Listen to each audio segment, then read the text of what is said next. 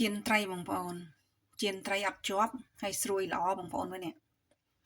ខ្ញុំឆូតចឹងហើយនៅតែល្អទៀតណាចាអត់ជាប់ទេហើយនេះឡើងស្រួយល្អមែនតើបងប្អូនបើបងប្អូនចង់ដឹងពីវិធីជៀនត្រីល្អ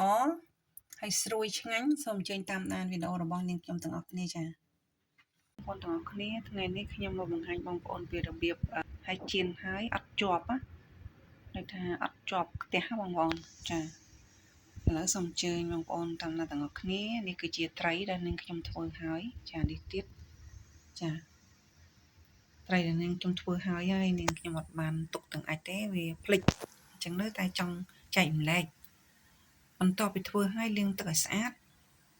នាងខ្ញុំមកត្រាំនេះទឹកបងប្អូនទឹកនេះគឺជាទឹកអំបិលចាទឹកអំបិលកុំដាក់ឲ្យប្រៃដាក់អំបិលតិចបានហើយបងប្អូនមើលនេះរឹងសាច់នឹងរឹងចារឹងល្អត្រាំទុកមួយយប់បងប្អូនចាខ្ញុំត្រាំទឹកមួយយប់ឥឡូវនាងខ្ញុំស្រង់ចេញណាចានាងខ្ញុំស្រង់វាចេញដាក់ឲ្យស្រស់ទឹក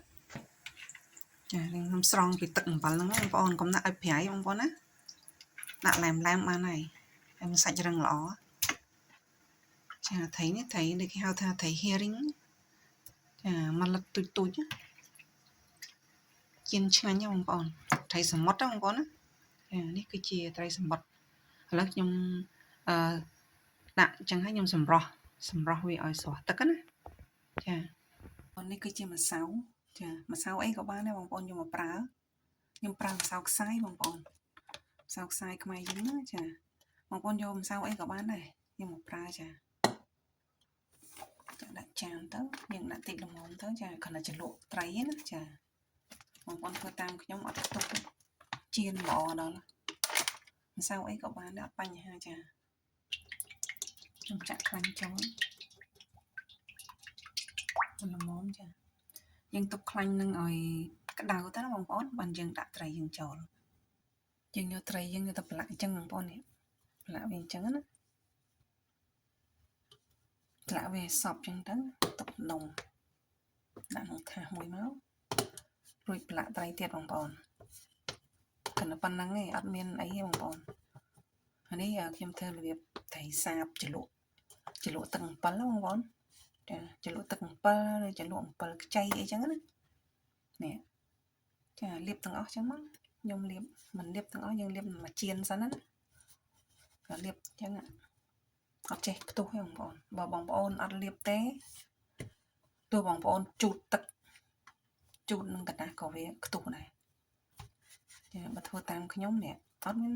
ប៉ះពាល់អីម្សៅអីច្រើនទេចាណាចាឥឡូវខ្លាញ់យើងក្តៅហើយចាខ្ញុំដាក់ត្រីចូលបងប្អូនឃើញអត់ខ្ទុះទេណាហើយអត់ជាប់ទៀត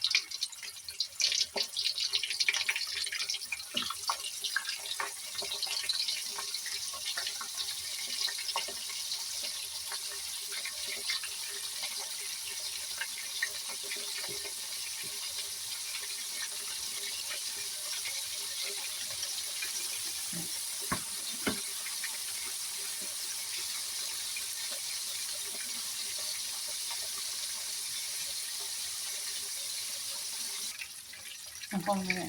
ធៀមមួយខាងយើងត្រឡប់មួយខាងទៀតចាធៀមមួយខាងហ្នឹងបងប្អូនចង់កងស្រួយប៉ុណ្ណាក៏បានដែរតាមចំណង់ចំណូលចិត្តល្អ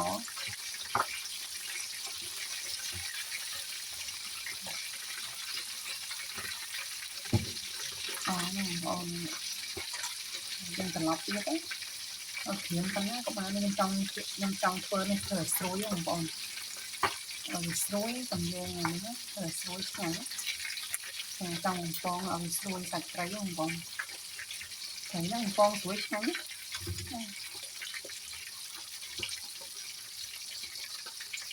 ត្រីយើងឆ្អិនណាមើលនេះស្រួយឆ្ងាញ់ណាបងប្អូនចាហើយអត់មានជាប់ទេមើលខ្ញុំ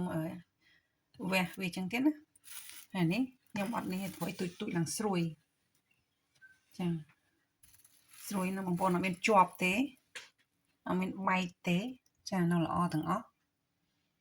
អរគុណបងប្អូនទាំងអស់គ្នាដែលបានតាមដានវីដេអូរបស់នាងខ្ញុំតាំងពីដើមរហូតដល់ចប់សូមអរគុណសូមជម្រាបលាជួបគ្នានៅវីដេអូក្រោយៗទៀតចា៎